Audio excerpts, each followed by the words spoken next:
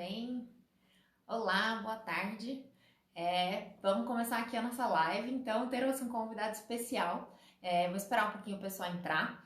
Hoje eu tô aqui com o Dr. Rafael. Muita gente que entrou ali não sabia. Vou deixar ele se apresentar logo mais, mas ele é meu marido, por isso que a gente tá no mesmo local e sem máscara, né? Porque a gente convive diariamente. Então, queria dar as boas-vindas a vocês. A gente vai fazer uma live bem especial. É um tema que é muito importante, principalmente nessa fase que a gente está de isolamento, então a gente vai conversar um pouquinho sobre isso. E o tema da live de hoje é Baby Blues e depressão pós-parto. Vamos falar um pouquinho sobre as diferenças, sobre como diagnosticar, mas antes de tudo, eu queria me apresentar para quem não me conhece, para quem está no Instagram do Dr. Rafael. Eu sou Marina Giatti, eu sou pediatra integrativa, sou intensivista pediátrica também, estou aqui com o Instagram Criando Sem Crise, trazendo um pouquinho de informação para vocês sobre maternidade e tudo que envolve maternidade de uma forma mais leve. E a gente está num mês que a gente chamou de Mês da Maternidade Sem Crise, em que a gente fez uma série de lives para ajudar vocês a levarem essa fase de forma mais tranquila. Então eu queria dar as boas-vindas ao Dr. Rafael, pedir que ele se apresente para a gente começar então a conversar sobre esse assunto. Boa tarde, esposa Marina. Boa tarde, pessoal do Instagram. Enquanto eu me apresento, eu queria que vocês confirmassem se o áudio tá bom, se vocês estão escutando a gente. A gente sempre dá um minuto para começar a conversa. Então, quem estiver escutando bem, tanto no meu perfil como no perfil da doutora Marina, pode dar um ok, só para a gente saber se vocês estão nos escutando bem. Já deram um ok ali Então, para estão mim. escutando bem. Bom, além de esposo da Marina, eu sou médico, sou médico psiquiatra, eu fui calouro da Marina na faculdade, nos conhecemos lá, começamos a namorar no segundo ano da faculdade. Eu fiz minha formação como médico, depois como psiquiatra na Unicamp, depois fiz minha especialização em psicoterapia breve de base psicanalítica. E minha experiência nesse tema que a gente vai conversar hoje, que a Marina pediu para eu ventilar algumas dúvidas, na própria residência, a gente atende muito na maternidade, no CAISM, que tem lá na Unicamp, né? E depois, quando eu me formei, eu presto algumas consultorias, algumas interconsultas na maternidade aqui de Campinas. Alguns colegas obstetras me chamam para avaliar as gestantes na maternidade, no Renascença, aqui em Campinas, quando tem alguma intercorrência. E no meu consultório também atendo algumas grávidas e algumas puérperas, algumas recém-mães. Então, tem alguma prática em cuidar desse público tão especial. Tudo bem, então, muito obrigada pela apresentação. Então agora a gente vai começar falando então sobre esse tema. A primeira coisa que eu queria trazer para vocês é que existe um mito de que a gestação é uma fase maravilhosa e a gente vai tentar desmistificar isso não no sentido de que não é maravilhosa, mas que a gestação em si poderia ser, por exemplo, um fator protetor, porque a mãe está meio imune de alterações psicológicas, doenças psiquiátricas, e a gente sabe que infelizmente isso não é verdade. A gente tem uma prevalência alta de depressão pós-parto, a gente tem algumas até alterações psiquiátricas, doenças psiquiátricas que podem ser desencadeadas durante a gestação por conta de alterações hormonais, e o corpo da mulher acaba passando por muitas transformações nessa fase. Então, apesar da gestação ser um momento lindo, de muito amor, de muito cuidado, a gestação não deixa a mulher imune de ter doenças psiquiátricas, alterações psicológicas importantes. Então, a gente gostaria de falar um pouquinho, se quiser conversar um pouquinho sobre isso, vamos começar o nosso bate-papo aí. Eu queria saber só com quem a gente está conversando. Então, se você é grávida, se você está grávida, escreve grávida para a gente ter uma ideia. E se você é recém-mãe, né, acabou de ter um filho, escreve um recém-mãe para a gente ter uma ideia com quem que a gente está falando. E se você é um profissional da saúde, eu sei que temos alguns colegas obstetras que estão acompanhando a gente hoje. Pediatras também. Digita médico para a gente ter uma ideia. E a gente tem algumas perguntas para responder, mas se vocês tiverem alguma dúvida, vocês podem ir colocando aqui no Instagram, que a gente vai tentar responder ao longo da aula. Quando a gente fala em gravidez, né, a gente não fala com conhecimento de causa, não temos filhos ainda né, tá nos planos, esperar passar a quarentena, né? Mas cuidamos de muitas pessoas, de muitas mulheres, muitos pais, muitas mulheres grávidas, né? Mas quando a gente fala em gravidez, é um período de muita mudança, né? De muita mudança, e pode surgir um sofrimento psíquico. Tanto uma coisa nova, alguém que nunca teve nenhum quadro psiquiátrico e de repente surge, fica mais ansiosa, fica deprimida, abre um quadro psicótico, como pode ressurgir um problema que já existia previamente e estava ali bem controlado. Isso que você falou é verdade. Existe um mito que fala que a gravidez protege a mulher de ter quadros psiquiátricos. E isso é uma inverdade, né? O que acontece de fato é que se tem um momento da vida da mulher que ela tem uma chance maior de apresentar algum transtorno psiquiátrico, alguma doença da esfera da saúde mental, esse momento é na gestação. Apesar de ser um momento, eu imagino, né, mais especial na vida de qualquer mulher, é um momento que tem muita vulnerabilidade. A gente vai falar um pouco o porquê disso, né? Então, muda tudo, muda a função da mulher na família, vai mudar a função no trabalho, via de regra vai ter que abrir mão de alguma coisa que conquistou, né? Então, as conquistas todas como médica pediatra, quando a gente tiver filho, vamos ter que reconversar algumas coisas. Mudam os hormônios todos, mudam todas as vias cerebrais ali, dopaminérgica, serotoninérgica, então muda muito. Eu tinha um professor na faculdade, na residência, o professor Mário, ele é psicanalista. Ele falava assim, Rafael, a gravidez e o puerpério para a mulher é como se fosse um teste cardíaco para quem tem problema no coração. Como é que é isso? Então, se a gente quer ver até onde o coração de uma pessoa aguenta, o que a gente pede? Um teste de esforço. A gente pede um teste ergométrico. O sujeito vai lá andar na esteira, com o cardiologista do lado, e vai andar até onde ele aguentar. Está ali o ambiente controlado. Então ele vai correr, está tudo monitorizado. Quando ele não aguentar mais, aquele é o ponto. E é um jeito seguro de testar. Então, teste de esteira para ver até onde o coração de um cardiopata aguenta. A gravidez é como se fosse um teste para ver até onde a parte emocional da mulher dá conta, né? Porque é um momento de muitas mudanças sociais, hormonais, fisiológicas, né? Então, é um momento, sim, de muito cuidado, né? E é um sofrimento real que precisa de uma solução. Não é simplesmente, espera que passa, vai empurrando com a barriga, porque um problema que acaba acontecendo muitas vezes é colocar sempre o bebê como o centro de tudo. Então, uma vez que eu tô grávida, olha mãe, segura a onda aí sozinha, segura a onda sozinha, e quando passar depois você vê, não pode tomar remédio, não pode estressar, agora é o bebê. Como se fosse possível dissociar, né? Como se fosse possível separar o bebê que tem informação no ventre da mãe e da mãe, não, sempre tem que tratar o binômio, as duas juntas, mesmo que precise dar remédio, alguma coisa, mas não só olhar para o bebê, mas olhar sempre para os dois. Isso acaba acontecendo muito, as pessoas esquecem da mãe e ficam olhando só para o bebê, né? Inclusive, acho que uma das coisas que o Dr. Rafael sempre fala no Instagram dele é em relação ao tratamento da depressão ou de problemas psiquiátricos durante a gravidez. Então, muitas mães acabam deixando de se tratar ou deixando de tomar remédio, sendo que, na verdade, é indicado que ela ajuste a medicação conforme a segurança dessa medicação durante a gestação. Então, de jeito nenhum, você deve interromper o tratamento durante a gestação. É sempre necessário uma conversa com o psiquiatra, porque, inclusive, essa patologia, essa doença pode se exacerbar durante esse momento. Então, existem medicações seguras que podem ser utilizadas, e não só medicações, como várias outras estratégias para tratar essas doenças. Mas se você quiser falar um pouquinho sobre isso, eu acho legal também trazer essa importância da mãe se cuidar durante a gestação e da gente valorizar isso. Doutor Rafael. Cheio de Rafael. Chamar de Rafael, então. Mas quer ver um exemplo? Um dos motivos pelos quais a maioria das mulheres para a medicação, para um tratamento simplesmente, que a maioria não se programa para engravidar. Então, das mães aqui, respondam para mim, por favor. Quem aqui se programou e teve uma gestação planejada, não desejada? Uma vez que a gravidez vem, a maioria acaba desejando. Mas quem aqui planejou? Né?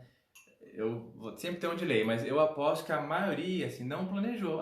Tô grávida, que bom, né? Bola para frente, vamos cuidar, mas não planeja. E quando não planeja e já tem algum problema psiquiátrico, alguma doença, está fazendo algum tratamento, a primeira coisa que faz, eu tô sem óculos, você olha aí. Eu olho. A primeira coisa que faz é o quê? Eu vou parar o remédio. Por quê? Remédio psiquiátrico é igual a bebê mal formado, é igual a abortamento, é igual a problema, é igual a zema. Então para. E o que muita gente não sabe, e isso não é intuitivo, é que uma doença psiquiátrica não tratada, a gente vai aprofundar um pouco mais na depressão hoje no blues puerperal, é muito, mas muito pior, né, que praticamente qualquer remédio psicotrópico. Né? Claro que tem alguns que não devem ser usados, mas tem opções. Então, isso é uma coisa que acontece. A mulher não planeja, já toma lá sua sertralina para ansiedade, para depressão, ou seu lítio para o transtorno bipolar. Aí descobre que está grávida e faz o quê? Para o remédio, né? porque não quer fazer mal para o bebê, piora do quadro, aí vira uma lambança, porque um quadro psiquiátrico não tratado atrapalha a própria gravidez, atrapalha o trabalho de parto, por vários motivos, que a gente pode falar depois, atrapalha o desenvolvimento da criança, atrapalha o vínculo da mãe, né? Então, se fosse colocar numa balança, o que é pior? Um quadro psiquiátrico não tratado ou tomar um remédio psiquiátrico quando tem indicação, que tem uma chance 0,0000 alguma coisa, quase nada, de causar algum problema, né? Mas falta informação, né? Tem muito preconceito e desinformação. Então, as mães acabam se precipitando, né? Muito bom. Para quem quiser saber mais sobre o tema, então, para quem tá aqui no meu Instagram, entra lá no Instagram do Rafael, que tem muita informação sobre isso também. Depois, no final, a gente fala sobre isso. Vamos entrar, então, no Baby Blues e depressão pós-parto. Acho que uma das dúvidas que surgiu com mais frequência depois da caixinha que eu abri aqui no Instagram foi a diferença entre o Baby Blues e a depressão pós-parto. Como é que a gente diferencia esses dois quadros? Alguém aqui já teve depressão puerperal ou Baby Blues? Escreve pra gente aqui, só pra gente ter uma ideia também. Então, são duas condições que são muito parecidas, mas são bem diferentes, na verdade. O Baby Blues, na verdade, nem é considerado uma doença, né? O blues do inglês, né, que I got the blues, que é uma expressão para falar quando a pessoa tá triste, tá meio injuriado. Então, só para ver aqui, então, a Andrea já teve depressão pós-parto. E que é uma condição assim tão prevalente, né? Mais de 80, quase 50, 80% das mulheres têm esse quadro de blues puerperal. Então, uma coisa que mais da metade das pessoas tem, talvez seja até normal, até previsível, né? Do que ser uma doença. O que acontece no blues puerperal? Então, é uma coisa que acontece lá fica pior pelo terceiro, quarto dia, que depois de uns 10 dias passa. Nesse quadro, a mulher fica mais irritada, fica mais nervosa, fica mais chorosa, pode ter o sono prejudicado, de não conseguir dormir, pode ficar mais sensível, né? Mas ela consegue continuar se cuidando, então, se alimentando, tomando banho, cuidando do bebê, tendo afeto pelo bebê, né? Pelo esposo, né? Dentro de um grau, ter esse sofrimento que ela consegue continuar funcionando, vamos dizer assim. E se funcionar, exercer o papel dela de puérpera, tá? E o blues puerperal, o que ele acaba acontecendo? Existe uma explicação fisiológica. Então, nosso corpo muito sabe o que é. O que acontece? Na gestação, os hormônios das mulheres, né, acontece que vão lá para cima. Então, a progesterona, que é o hormônio pró-gestação, que é o hormônio que permite que a gestação transcorra, e o estrógeno, eles ficam lá em cima. Assim, eles são aumentados mais de 100 vezes o nível normal. E esses hormônios lá em cima, que, entre outras coisas, fazem com que a mulher fique mais sensível, tenha os desejos alimentares, né? Porque esses hormônios, eles não vão atuar só na placenta, na circulação, não. Eles vão mexer direto nas vias cerebrais. Então, o nosso cérebro, para funcionar, precisa de alguns neurotransmissores. Esses dois hormônios que estão lá para cima, eles vão mexer nesses neurotransmissores, na serotonina, na dopamina, no GABA, né? Que é o neurotransmissor que relaxa. Então, a mulher está ali com um nível super alto de estímulo desses neurotransmissores. De repente, quando o bebê nasce, o que acontece? Ladeira abaixo. E esses hormônios somem. Mas, né, a natureza muito sábia aqui o que ela faz? A mulher vai começar a produzir dois hormônios. Quais são? Que é a ocitocina e a prolactina. Por que serve a ocitocina e a prolactina? A ocitocina serve para é um hormônio que a gente chama de hormônio do amor. Ele serve para contração uterina no pós-parto, para evitar então o sangramento. E em relação à amamentação, ele é um hormônio de ejeção do leite. A prolactina está mais relacionada à produção do leite e também estimulada pela presença do feto, pela presença do recém-nascido, ela aumenta a sua produção. Então, esses dois hormônios contribuem para a amamentação. Então, o que acontece? Esses dois hormônios, eles vão fazer o papel, a prolactina e a ocitocina vão fazer o papel que a progesterona e o estrógeno faziam antes, quando o bebê não tinha nascido, em relação à saúde mental, que é regular a serotonina, regular a dopamina, regular o GABA. Então vão tender a deixar a mulher mais tranquila. Isso pode demorar uns 2, 3 dias até passar a pojadora, né? Você pode explicar aqui a pojadora depois, mas para normalizar a química cerebral em relação à parte mental. Então por isso que existe o blues puerperal. tem uma queda muito grande de alguns hormônios, enquanto outros começam a ser produzidos. Então, mulheres que amamentam, além de toda a beleza da amamentação, da importância da imunidade, tudo que a Marina já fala, protege a sua saúde mental, porque vai fazer um trabalho que estava sendo feito antes por outros hormônios. Então, é normal e é esperado que você vai ficar grávida tenha uma certa alteração do seu humor. Você não vai ser um robô que vai ficar indiferente a tudo, né? Isso é normal. A grande questão do blues puerperal é o seguinte: mulheres que têm o blues puerperal têm uma chance maior de depois desenvolverem depressão. Não quer dizer que vai ter, mas via de regra, quem tem depressão puerperal, e aí é bem diferente, a gente vai falar, teve o blues puerperal antes. A depressão vai aparecer lá para a terceira semana depois do parto. O blues puerperal é mais no começo e dificilmente passa de 10 dias, 2 semanas. E assim, ele é leve e passageiro. E você não precisa se desesperar, né? Mas precisa reconhecer. Assim, já que é tão comum, assim, tão comum, é uma coisa que tinha que estar nas cartilhas, né? Você não aprende a amamentar, não aprende o que vai acontecer com o cordão umbilical do bebê. Tem que aprender também, olha, que é normal, na primeira semana, ter o humor flutuar, você ficar mais sensível. Por quê? Porque aquilo que você sabe de antemão, você consegue fazer alguma coisa a respeito. Então, na minha opinião, tinha que estar na cartilha. O que é blues puerperal?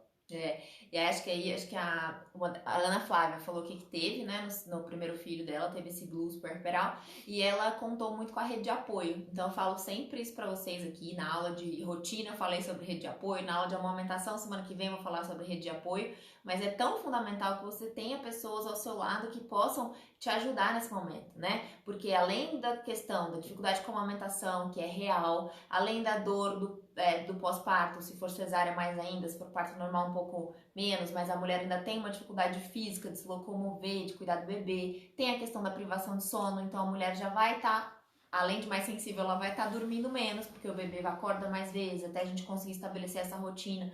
Então já tem todos esses fatores que podem contribuir para essa alteração de humor. E ainda vem a questão hormonal do baby blues. Então se a gente tem uma rede de apoio, se a gente tem o parceiro, o companheiro ou quem quer que seja que esteja aí do seu lado, durante o seu período puerperal, sua mãe, sua sogra, as pessoas que estão ali dispostas a te ajudar, se as pessoas estiverem presentes, certamente essas alterações serão mais amenas e mais fáceis de serem passadas aí, mais leve, né? Então é muito importante, fundamental a gente ter uma rede de apoio nesse momento. Você conhece o paradigma de Rossetto? Eu não. Essa questão do suporte social é tão importante que tem paradigma de Rossetto que chama, que é uma história que é o seguinte: lá na década de 60 tinha um médico numa cidade dos Estados Unidos, do interior. Aí ele estava num bar lá tomando cerveja e chegou um médico de um grande centro de Nova York. Eles começaram a conversar. E o médico lá da cidade do interior falou assim: olha, aqui nessa cidade, que é super pequena, as pessoas não morrem do coração. O índice de infarto é metade quando comparado em relação aos infartos dos Estados Unidos. Aí o médico da cidade grande parou: mas o que vocês fazem aqui de diferente? Ele pensou logo: vocês devem comer melhor, devem se exercitar mais, devem fazer mais exames, né? E o médico anterior foi explicar: olha, na verdade não, na verdade aqui todo mundo cozinha as coisas com gordura de porco, muita gente fuma, o pessoal não faz atividade física. Mas aí o médico lá da cidade grande começou a ficar maluco, falou: mas o que vocês fazem então aqui? O que vocês fazem aqui para vocês não infartarem, né? E aí foi investigar o que aquela cidade, né, Rossetto, tinha de diferente que as pessoas não infartavam. E o que tinha de diferente é o seguinte: era a vida comunitária. Então era uma cidade assim, tão pequenininha, que todo mundo se conhecia, que as pessoas, todo mundo ia na igreja, todo mundo, um ia visitar o outro na casa, né, se visitavam mutuamente. Depois do jantar, as pessoas iam caminhar na rua e conversar. O filho de um nascia, né, todo mundo se colocava à disposição para ajudar. Então tinha uma vida comunitária tão intensa, que de uma certa forma, né, não tem uma explicação fisiológica para isso, mas acabava oferecendo uma qualidade de vida tão grande que até assim, uma mudança de paradigma, que o suporte social ele é tão importante quanto para a saúde assim, cardíaca, no caso esse é o exemplo, né, que muda desfecho cardiovascular. Quer dizer, as pessoas morrem menos nessa cidade porque tem um suporte social. Agora imagina só em relação à saúde da mulher. a diferença que faz. Então não é simplesmente, precisa dar um tapinha nas costas, né? Ter a sogra ajudando ajuda um pouco. Não, faz muita diferença ter um suporte, né? Tanto para liberar de algumas tarefas mais cansativas, para revezar alguns cuidados. Então, assim, é tão mais eficaz quanto o remédio, né, em algumas situações. Muito bom. E sobre a depressão pós-parto, então, como que a gente diferencia do baby blues? O que tem de diferente? Então, aí como é que se história da depressão, né? Então, depressão diferente do que muitas pessoas falam e pensam, não é simplesmente estar triste, né? E muita gente usa como sinônimo de estar triste. Hoje eu estou deprimido. Depressão é uma doença que tem aspectos psicológicos, nós somos seres psicológicos, né? O Freud falava que a gente tem um aparelho psíquico. Nós somos seres biológicos, então, dependendo de como estão os nossos neurotransmissores, nossos hormônios, a gente pode manifestar sintomas depressivos.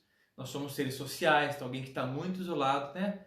Quem aqui na pandemia que não ficou mais triste, mais ansioso? Então, nós somos seres complexos que muitas coisas influenciam. Então, na depressão, muito além de estar triste, né, não só na gestação, mas é um quadro onde a pessoa tem principalmente uma mudança de humor.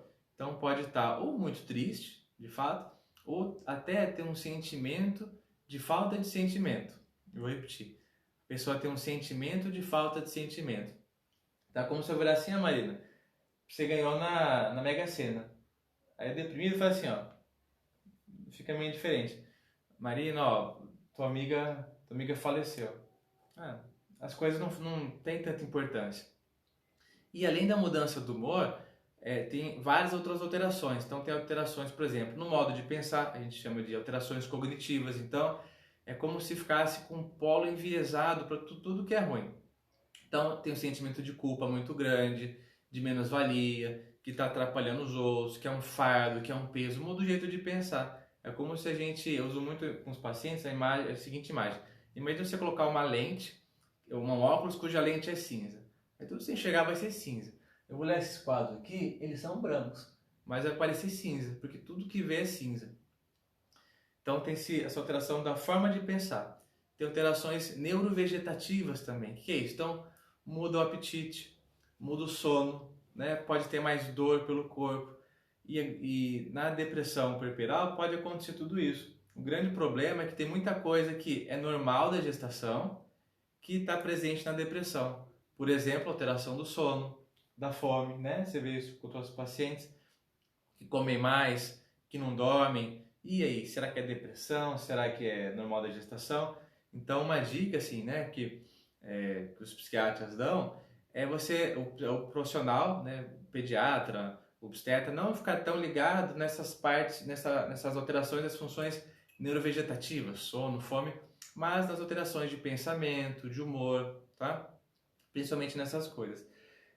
E assim, a depressão, ela é um problema que dura, né, pelo menos 2 semanas. Então ela começa lá pela terceira semana depois do parto, pode ter algum pródromo, algum sinal antes, mas ela começa a ficar mais intensa depois de algumas semanas, ela não passa. É uma coisa que pode durar pelo menos 2 semanas, mas meses, né? Pode durar meses até assim 1 ano. E o principal, e você que está assistindo essa live, se você prestar atenção e aprender só isso que eu vou falar, já vai ter valido. Se você for profissional, se você for paciente, se você for esposo, tem algum esposo, futuro pai aqui, só para eu saber que eu não estou só.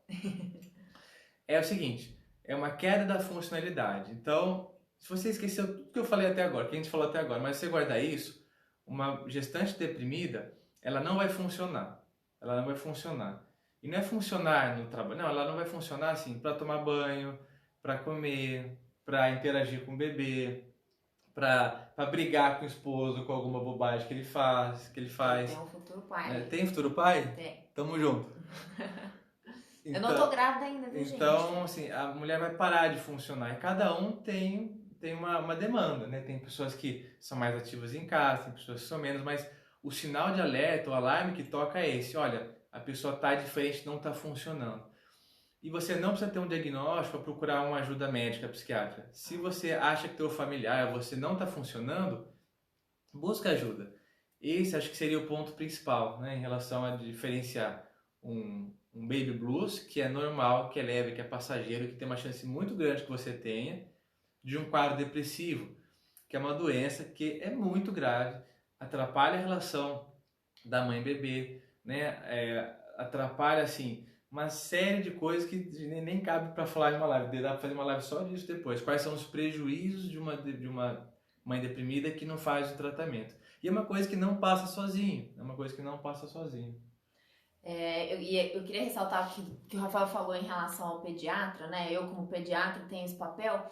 Até é uma recomendação da Sociedade Brasileira de Pediatria que o pediatra levante essa hipótese diagnóstica de depressão pós-parto, porque no final das contas, o obstetra acaba demorando para rever essa mulher, né? Às vezes a revisão pós-parto é só com 40 dias, e nessa fase a mulher já pode ter apresentado esses sinais de depressão pós-parto. E o pediatra acaba sendo o profissional que avalia essa mãe com mais frequência, né? Porque o bebê no primeiro mês de vida às vezes precisa de 1, 2, 3 visitas até que a gente consiga estabelecer a amamentação, entre outras coisas, com o cuidado do bebê. Então o pediatra é um profissional que tem que ser capacitado para ao menos suspeitar, né? Ele não tá... provavelmente não vai ser responsável pelo tratamento e ele deve ser feito com um psiquiatra, então é importante falar que se a gente suspeita de depressão pós-parto, a gente precisa encaminhar para o profissional, para o psiquiatra. Essa mulher pode fazer depois psicoterapia e algumas mães perguntaram, é para o psicólogo ou para o psiquiatra? Para diagnóstico, para qualquer diagnóstico na esfera da psiquiatria, é o psiquiatra que deve fazer o diagnóstico. Ele vai indicar se a mulher se beneficiaria de terapia, daí pode ser com psicólogo ou com um psiquiatra formado nisso, né? Então, é importante que nós, pediatras, para a gente encaminhar essa mulher com suspeita de depressão pós-parto para um profissional qualificado para que ela trate de maneira adequada. E a gente sabe que a depressão pós-parto, como ele falou, em relação às consequências para a mãe e para o bebê são enormes, né? Tem uma alta taxa de desmame, então as mães param de amamentar, o cuidado com o bebê fica prejudicado, a relação interpessoal com o marido, com o acompanhante, com o companheiro, quem quer que seja, também fica prejudicado, o autocuidado dessa mulher fica prejudicado. Então tem um monte de prejuízos aí para a saúde do binômio e para a saúde da mulher. Então é importante que a gente tente fazer esse encaminhamento. Vou falar uma coisa? Claro. Falou da questão de quando procurar o psiquiatra ou o psicólogo. E é engraçado que tem os dois opostos. Tem pacientes que chegam assim, no consultório e quando eu encaminho para uma psicoterapia, sugiro, falam de jeito nenhum, não vou fazer terapia, vou ficar só batendo papo, tem muita resistência. E o contrário ocorre também, né? Eu também sou psicoterapeuta. Então, tem colegas, né, que trabalham em conjunto e elas falam, olha, que eu até queria te encaminhar, Rafael, mas a paciente está muito resistente, porque acha que ir ao psiquiatra é igual a tomar remédio, né? Então, idealmente, você procura quem você conseguir primeiro. Se tiver uma psicóloga para passar primeiro, passa, até porque os psicólogos, eles são muito parceiros nesse sentido, de identificar que tem alguma coisa a mais acontecendo e encaminhar para o psiquiatra. E apesar, assim, tem muitos psicólogos fantásticos que fazem diagnósticos muito bons, mas tecnicamente e legalmente, quem dá um diagnóstico médico é o médico. Até porque é importante, antes de falar, olha, fulano, se a senhora está com depressão, está com busto puerperal, fazer alguns exames laboratoriais que vão descartar outros problemas de saúde que possam imitar uma depressão. Por exemplo, um hipotiroidismo, né? A tireoide da gestante não funciona bem, da puérpera não funciona bem. Ela fica com sintomas iguaizinhos de depressão. Mas ela não está deprimida. Aí você dá o hormônio que está faltando, ela melhora. Ou um quadro de anemia. Então, quem faz esse papel de investigar outras doenças e tratar e descartar é o médico psiquiatra. Então, assim, é uma parceria. Mas, muitas vezes, não tem necessidade de medicar, não tem um diagnóstico de depressão em si, mas tem algum sofrimento, tem algumas questões que estão mal resolvidas. Então, a gente estava até conversando antes, né? A questão da como é para a mulher esse novo papel. Eu era esposa, era pediatra, virei mãe. Isso mexe muito com a cabeça da mulher, porque quando você vira mãe, você vai visitar alguns espaços da tua vida de quando você era criança, né? Você vai visitar alguns espaços de como tua mãe te tratou e você invariavelmente vai se comparar a ela, conscientemente ou não. Então, se sua mãe foi uma ótima mãe, né? Será que eu vou conseguir chegar à altura dela e cuidar dos meus filhos como eu fui cuidado? Ou ao contrário, se eu tive uma mãe que foi negligente, que, sei lá, teve algum tipo de violência, né? A raiva que você tinha dela vai ressurgir. Então, a maternidade é um espaço que você vai acabar mexendo na sujeira que está debaixo do tapete. Isso pode mobilizar muita coisa e te incomodar, né? E te deixar mais emocionada, não bastasse os hormônios todos. E que não necessariamente é uma doença, é um quadro depressivo, mas com toda certeza, né, eu sou suspeito para falar, uma gestante, uma puérpera se beneficiaria muito de um processo de psicoterapia, mesmo que breve, né, para trabalhar esses elementos que vão surgir, quer você queira, quer não, quer teus pais tenham sido perfeitos, quer teus pais tenham te violentado, né? Coisas vão surgir. E essas coisas que surgem, vão surgir, é difícil trabalhar 100% sozinho. Isso é verdade. Vamos responder umas perguntinhas. Aí mandaram-se mulheres que têm outros transtornos psiquiátricos, que não a depressão, têm mais chance de ter depressão no pós-parto. Em psiquiatria, de maneira geral, é assim. Uma pessoa que tenha qualquer transtorno psiquiátrico, tem uma chance maior de ter um segundo quadro. Então, eu tenho depressão, eu tenho uma chance maior de ter um quadro de pânico. Eu tenho pânico. Metade das pessoas que têm pânico vão ter um episódio depressivo ao longo da vida, né? Então a resposta é sim. Se você já teve qualquer quadro psiquiátrico, quando você engravidar, você tem uma chance maior de ter um quadro depressivo. Então, até vou puxar um gancho. Então, quais são os fatores que oferecem um risco maior de você ter um quadro depressivo e quais protegem? Você sabe algum? Fator de risco para a depressão Para ter depressão no parto e no pós-parto. Ter tido depressão antes. Ter tido depressão antes, então você já teve uma vez. Não amamentar? Não aumentar, e no puerpério, né? Então, se você não teve uma gestação desejada, se você teve problemas obstétricos, então aquela gestação que é super conturbada, aí sangra, vai para pronto-socorro, aumenta a pressão, tem diabetes, doenças da gestação aumentam o risco de depressão. Um parceiro não colaborativo, né? Então, por exemplo, Marina vai fazer o curso. Quando vai abrir? Dia 7/7. Dia 7/7. 100 primeiros dias. Então, pais que não estão nem aí, não ajudam. E eu não estou falando em ser abusivo, em bater, não. Eu estou falando pais que são ausentes, que não conversam, não participam. Aumenta o risco de depressão também. Então, essa live vai ficar gravada, né? Vai. Então, puxa a orelha do pai e põe ele para assistir essa live depois também. Faz diferença. Protege de você não ter um quadro de depressão se você tem um parceiro que está em conjunto com você. Uso de substâncias, então, álcool, maconha, cocaína, de maneira geral. Então, várias grávidas perguntam para mim, Rafael, tem problema eu ficar ansiosa na gestação? Tem problema eu tomar um prazolam? Tem problema... Olha, eu falo assim, olha, tudo influencia o bebê. Tudo, até se você tomar água demais, se você ficar feliz demais. Então, coisas boas e coisas ruins, né? Tem estudos que mostram que mães que escutam mais música clássica e MPB, os bebês são mais tranquilos, né? Então, tudo influencia para o bem e para o mal. Agora, tem coisas que influenciam muito. Então, se você tomar álcool, né, qualquer dose que seja, vai estragar teu filho, né? Vai estragar, ele vai perder uns pontos no QI, né? Isso é fato. Agora, se você tiver momentos de ansiedade, não quer dizer que teu filho vai ser ansioso também, né? O ideal é que não fique, tá? Mas o ponto é, tudo influencia, né? Em relação aos fatores de risco, a gente comentou alguns só, mas só para ter uma ideia geral. A gente tem um monte de perguntas. Tem algumas perguntas que eu vou ler aqui. Em relação à pandemia, você acha que isso pode ter aumentado a chance de ter baby blues? Com certeza absoluta. Talvez ainda não agora na quarentena, que acho que a gente está no momento ainda, apesar de alguns meses de quarentena, meio que de adrenalina, né? Então, sabe aqueles filmes de guerra? Quando o cara tá no meio da guerra, da batalha, tá? Aí ele leva um tiro. Eu vi do Forrest Gump esse dia. Ele tava na guerra lá, aí levou um tiro. Um inseto me picou. Ele nem percebeu que era um tiro. Ele tava indo lá, guerreou, aí depois que ele foi ver que ele tinha levado um tiro, né? Então, na hora da adrenalina, a gente não sente muitas coisas.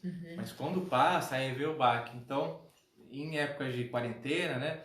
É comum que aconteça isso. Agora a gente fica mais ansioso, nervoso, pode ter quadros depressivos também, mas passada a quarentena, aí assim, infelizmente que a água vai bater na bunda, aí que os quadros depressivos, de transtornos de estresse pós-traumáticos tendem a aparecer. Na pandemia que teve em 2004, que pegou mais Canadá, né, do SARS, das pessoas que ficaram em quarentena, aqui no Brasil não chegou tanto, né, mas 30%, 40% das pessoas que ficaram em quarentena, que no caso agora é todo mundo, desenvolveram ou depressão ou transtorno de estresse pós-traumático. Então, a resposta é sim, tem uma chance maior de acontecer. E perguntaram dessa questão da depressão não relacionada à gestação, se essa disfuncionalidade vale também para fazer diagnóstico de depressão em outros momentos da vida. Essa questão da disfuncionalidade, a pergunta é super boa, nem sei quem fez. Foi aqui, não. Mas vale para qualquer diagnóstico psiquiátrico, da esquizofrenia ao transtorno bipolar ao uso problemático de álcool. Se você mudou o seu jeito de funcionar, então, o que é funcional para o adulto? É como ele se relaciona com os amigos, como ele se diverte, como ele desempenha a função laboral dele, as coisas no trabalho. Eu vejo aqui as perguntas. Eu estava vendo como funciona no trabalho, então, independente do diagnóstico, e você que não é profissional da saúde mental, não é teu papel saber do diagnóstico, e está tudo bem, mas é teu papel identificar alguns sinais de alerta. Então, a resposta é sim, vale para uma depressão tanto fora da gestação, como vale para qualquer outro transtorno psiquiátrico, que sempre vai começar assim, a pessoa não está funcionando bem. Inclusive, um dos critérios de diagnóstico para o psiquiatra falar, olha, você tem uma doença psiquiátrica, para qualquer coisa, tem que ter esse elemento comum, esse denominador comum, que é você não está funcionando como você funcionava antes. Isso está te trazendo sofrimento. O resto é resto. Perguntaram aqui, aliás, alguns comentários das mães, né? Eu falei em relação à chance maior de quando a mãe tem depressão pós-parto dela desmamar, e uma mãe comentou aqui que, na verdade, com ela aconteceu o contrário, que ela ficava dando de mamar o tempo inteiro com medo dela, do bebê desmamar, né? Com algum sentimento de que ela não estava fazendo o melhor pro filho dela, ou estava com um sentimento talvez de culpa, ou de medo da criança desmamar, ou tirar esse cuidado da mãe. Isso também pode ser um sintoma? Cuidado em excesso, né? Antes de eu responder, eu só queria fazer um convite para quem está assistindo. Se você está gostando desse estilo, dá um feedback pra gente e compartilha. Enquanto a live está rolando ainda, clica no botão aqui para compartilhar. Se você lembrou de alguém, eu tenho certeza que você lembrou de alguém que, nossa, essa pessoa poderia estar assistindo essa live aqui. Compartilha para trazer a pessoa aqui agora, tá? Então, isso que você está falando, num cuidado em excesso, né? Pelo que eu entendi. É uma coisa que é muito comum também, e é normal. Algumas gestantes têm alguns pensamentos intrusivos, né? Pensamentos que entram contra a força de vontade, de excesso de higiene com o bebê, de limpeza, de cuidado, ficam muito em cima. Uma coisa que as gestantes que eu atendo falam muito é da sensação que o bebê não está respirando. Então, doutor, eu vou lá de noite, eu vejo se ele está respirando, se ele parou de respirar, né?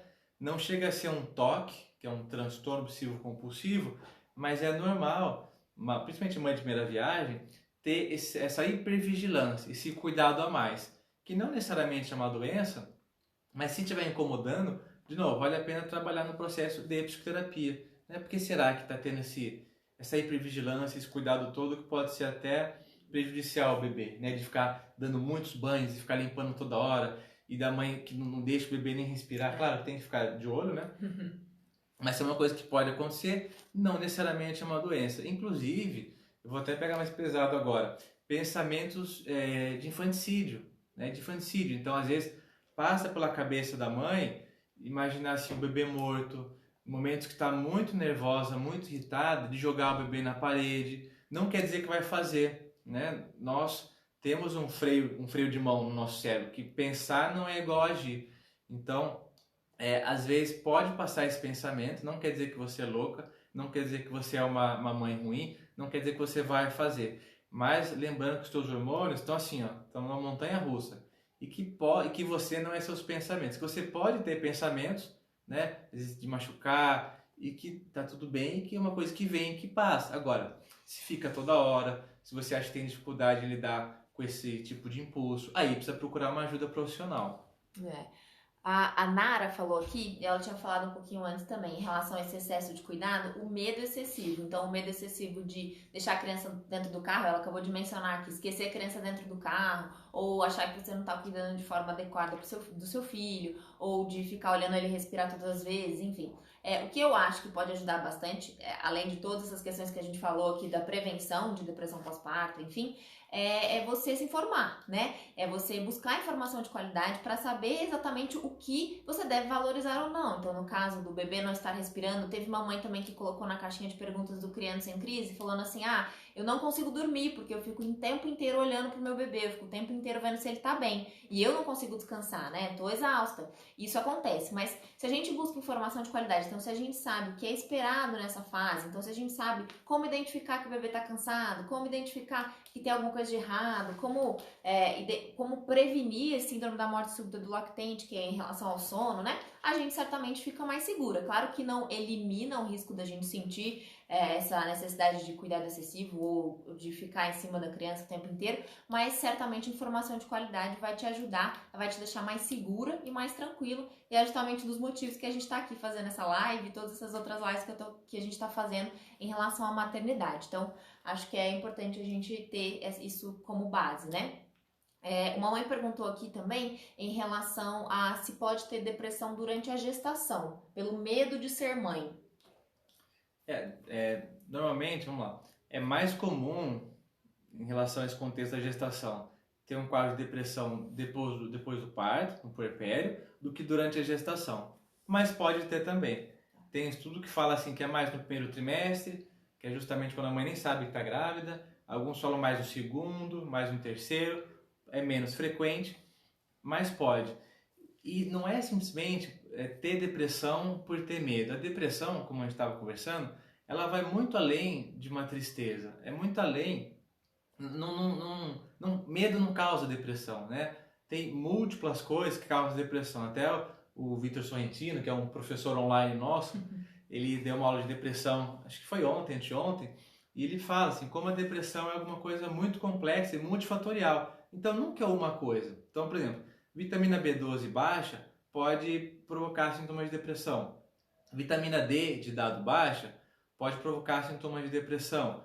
Um medo muito intenso, né? A pessoa que está muito ansiosa, com muito medo, vai aumentar muito os níveis de cortisol e de adrenalina, que podem causar uma disfunção cerebral que pode predispor à depressão.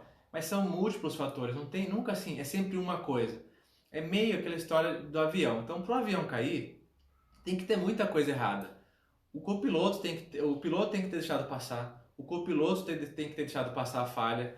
O sistema automático lá do avião de segurança tem que ter deixado passar a falha. Então, nunca assim, o avião caiu porque faltou gasolina. Putz, faltou gasolina e caiu. Não, sempre é uma sequência de eventos. Para alguém deprimir, né, também é uma sequência de eventos. Então, não é assim, tive medo, posso ter depressão. Não. Se teve medo, mas como é que está sua parte nutricional? Como está teu suporte familiar? Como está teu suporte psicológico? Como está teu sono, né? Então, é um apanhado de coisa. Como está a tua atividade física, exatamente.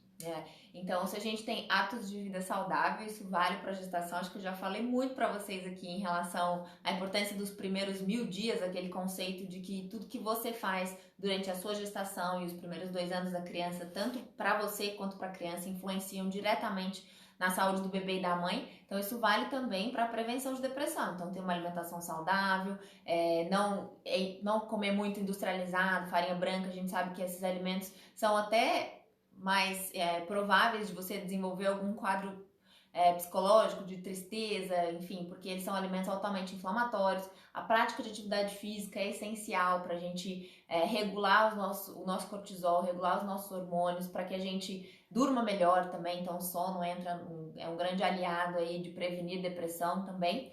Então, todas aquelas coisas em relação aos hábitos de vida que a gente tem nos primeiros 1000 dias, durante a gestação principalmente, vão influenciar diretamente no puerpério. E em relação, acho que faltou os fatores de proteção. Você falou um pouquinho dos fatores de risco durante a gestação, mas faltou falar no puerpério, depois que a criança nasce. O que a gente pode fazer para prevenir, então, a depressão pós-parto? Amamentar, além de melhorar o vínculo da mãe e bebê, como eu estava falando, vai aumentar bastante os níveis de ocitocina e de prolactina, que vão regular as funções cerebrais, os níveis de serotonina, de dopamina, de ácido gama-aminobutírico, que é o GABA, né? Fora a questão do vínculo, da satisfação, né? Tem toda uma pressão, né, da mulher de ter o parto normal, de amamentar. Inclusive é uma pressão assim, muitas vezes descomunal, né? Assim, de tem que ser tudo perfeito, que ela tem que ficar super feliz, tem que ser a fase mais feliz da vida e não pode falar nada que tá ruim.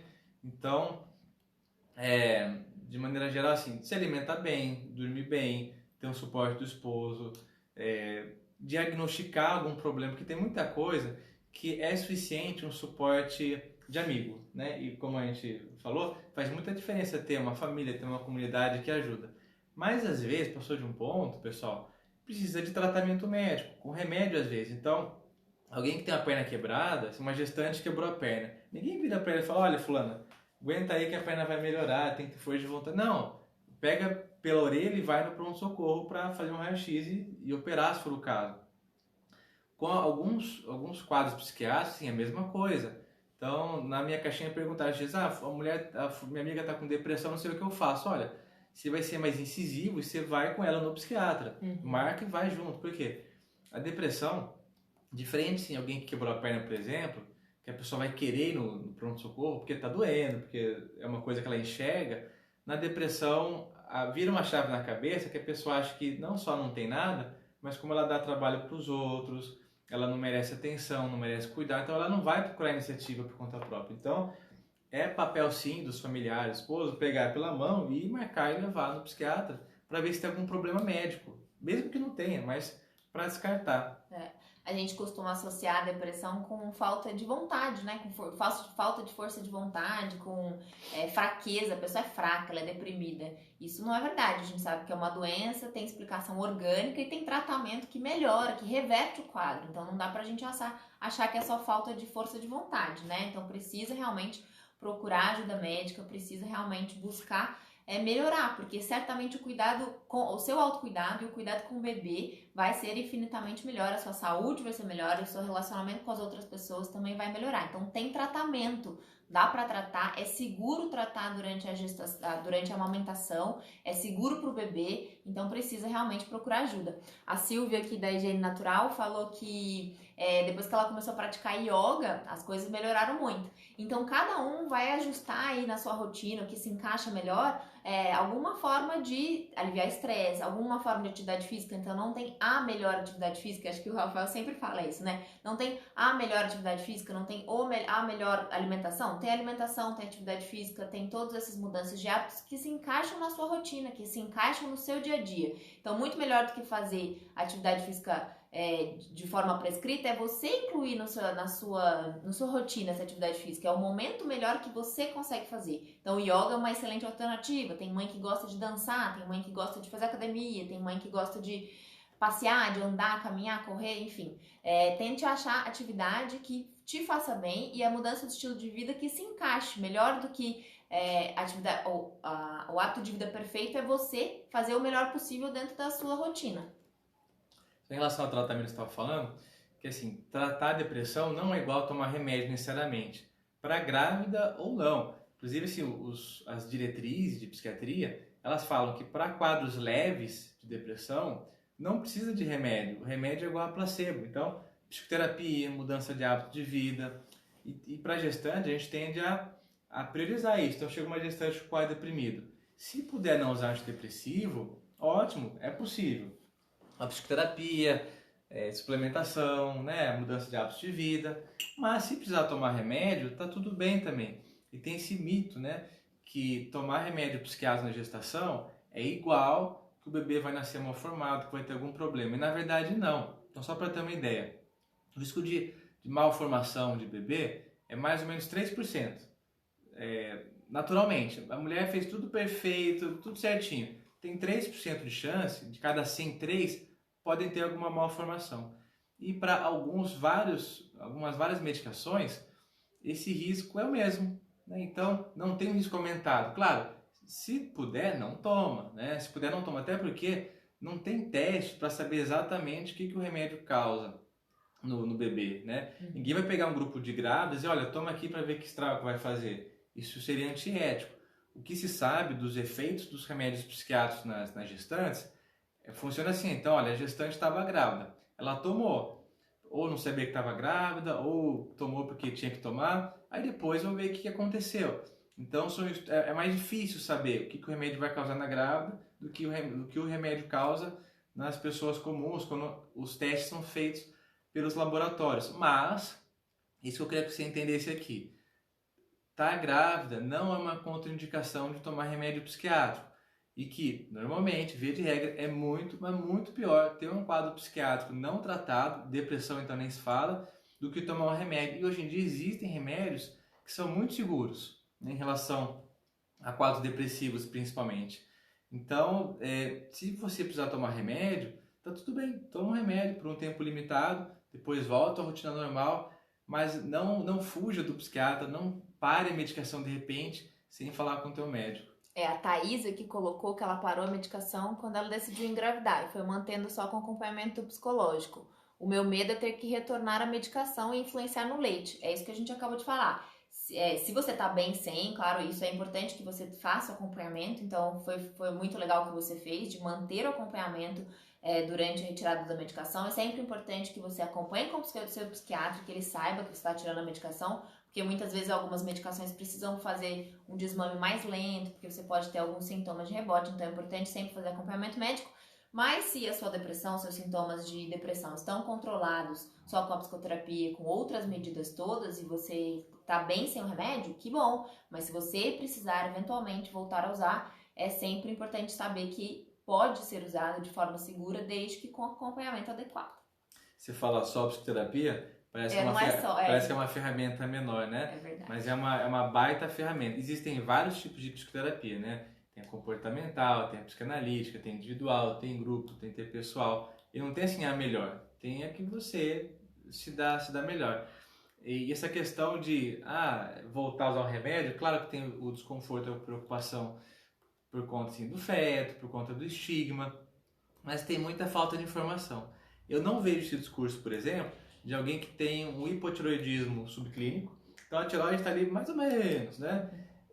Não está precisando tomar a levotiroxina ainda, mas talvez precise. Eu nunca vi nenhuma grávida e falei assim, doutor, eu estou preocupado porque talvez eu precise tomar o hormônio, né? Não, olha, a gente acompanha, se precisar, você toma, né? Vamos cuidar bem da tireoide de outras maneiras, não é só do hormônio, né? Mas ninguém tem esse pensamento, e infelizmente tem, né? Com relação ao remédio psiquiátrico. Não, olha, vamos fazer tudo para não tomar, mas se precisar, é porque realmente você vai se beneficiar. Vai ser muito melhor você usar uma medicação e ficar bem para poder passar o parto bem, para poder amamentar, né? E algumas medicações são compatíveis com o aleitamento materno. Todas passam, todo remédio psiquiátrico passa para o bebê. Mas, sempre colocar na balança o custo-benefício e se passar, aí vai o papel do pediatra saber, né, que remédio que a mãe está tomando, o que pode acontecer com o bebê, o que precisa ficar atento, como é que resolve, né, problemas, desconfortos relacionados ao uso do antidepressivo. Certo. Me mandaram uma pergunta aqui em relação à sulpirida, se pode ter, se você tem informação que ela está usando para aumentar a produção de leite, se pode interferir em baby blues ou depressão pós-parto. Não é uma boa. Não é uma boa, não. Inclusive para a produção de leite, viu? A gente sabe que as medicações, a grande maioria delas tem muitos efeitos colaterais e o benefício, quando a gente coloca na balança, não supera o risco de usá-las. Então, na grande esmagadora maioria das vezes, as medicações para aumento da produção de leite não estão indicadas. A gente indica sempre uma ordenha de forma regular, então isso vai te ajudar muito a tirar o leite, se você estiver precisando ordenhar, então isso vai ajudar muito a aumentar a produção de leite. E a sucção, não há nada melhor que estimule a produção de leite do que a sucção do bebê. Então esses remédios devem ser usados com muita cautela. Porque assim, não dá para responder sem a gente avaliar, mas é uma prática comum, assim, alguns obstetras usarem remédios antipsicóticos, como a sulpirida, porque elas vão bloquear os receptores lá dopaminérgicos e lá via túbulo infundibular que vão aumentar a produção, né, de prolactina, e o prolactina aumentando vai produzir mais leite. Então, mas é um antipsicótico, né? Então, será que não tem outras maneiras de estimular a amamentação que não seja dar um antipsicótico, né? Eu acho que tem. Cada caso é um caso, não sei o seu caso, mas via de regra não costuma ser uma primeira escolha. Muito bom. Gente, a gente tem 5 minutinhos para terminar a live, então a gente vai abrir para algumas perguntas aqui. Aqui a Maternária, muito legal. A Maternária agradeceu pela live e ela falou que procurar uma consultora de amamentação vale a pena e ajuda muito, sem dúvida, né? Nessa fase de dificuldade de amamentação, procurar auxílio é muito bom. Para quem não tem condição de procurar uma consultora de amamentação, que eu fortemente indico, existem os bancos de leite também, os bancos de leite mais próximos aí da sua cidade. Tem profissionais super capacitados, enfermeiras, técnicas de enfermagem que são especialistas em amamentação e podem te ajudar também. Inclusive, já vou fazer propaganda que semana que vem, dia 2, vai ter uma live sobre as 5 principais dificuldades durante a amamentação. Então, para quem está amamentando, acho que vai ser uma live bastante proveitosa. Você queria finalizar com alguma coisa, Rafa? Alguma coisa que ficou faltando?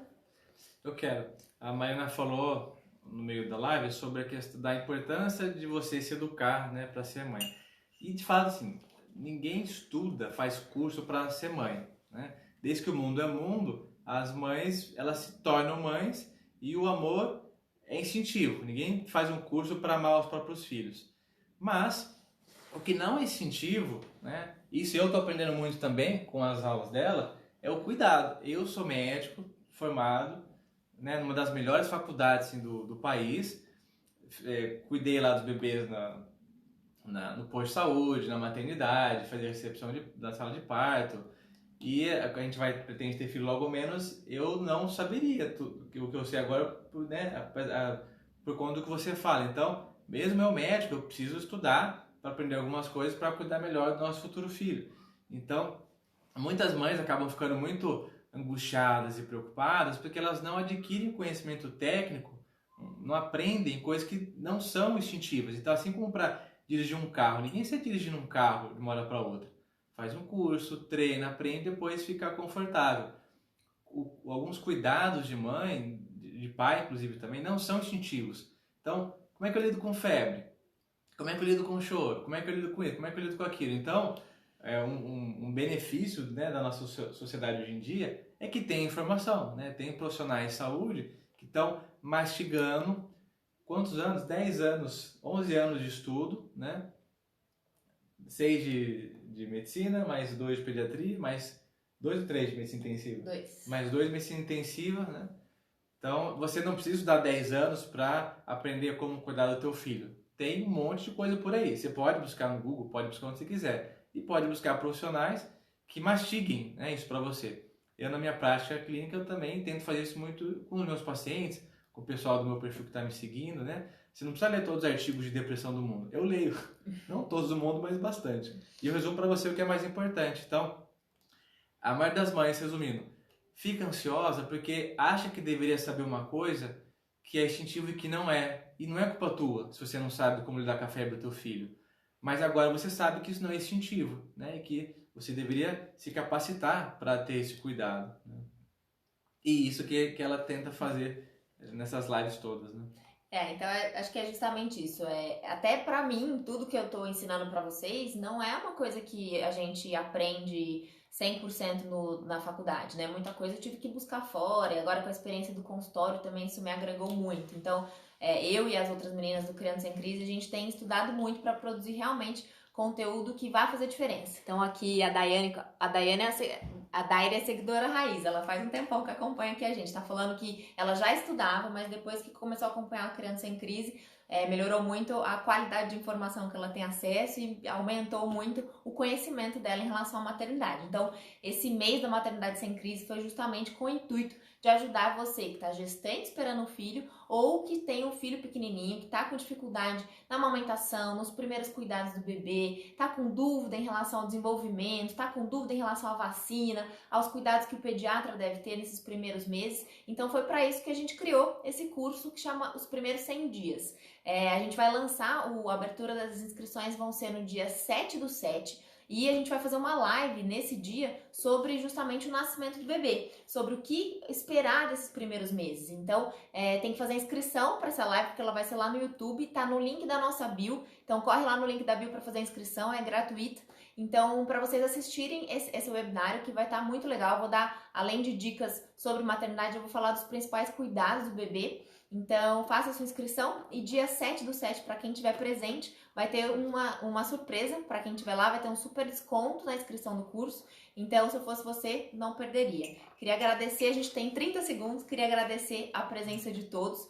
Muito obrigada por vocês ficarem aqui num domingão à tarde, aprendendo um pouquinho mais sobre Baby Blues, depressão pós-parto. Se ficou alguma dúvida, podem mandar na caixinha e vou deixar o Rafael terminar. E se você gostou dessa conversa, dessa live, ajuda a gente a divulgar esse conteúdo. Tira um print dessa tela e compartilha nos stories de vocês e marca a gente, e conta uma coisa que você aprendeu aqui que valeu a pena, que foi, nossa, isso daqui eu não sabia, valeu a pena, foi importante. Então, tira um print, compartilha e obrigado pela presença. Beijão a todos. Tchau, tchau. Até a próxima.